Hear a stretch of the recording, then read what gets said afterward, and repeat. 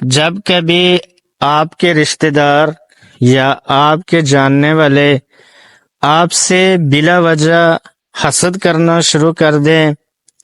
یا آپ سے دشمنی رکھنا شروع کر دیں تو آپ یقین جانیے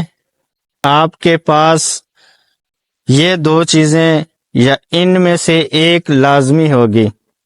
یا تو آپ کے پاس اللہ کا فضل و کرم زیادہ ہوگا، مال و دولت، عزت، شہرت اور معاشرے میں ایک اچھا مقام ہوگا، یا پھر آپ کا حسن اخلاق اتنا اچھا ہوگا کہ بلا وجہ آپ سے آپ کے دوست احباب رشتہ دار جو ہیں وہ جلنا شروع کر دیں گے۔ تو خود کو مایوسی سے باہر نکالیں اور آگے بڑھتے جائیں۔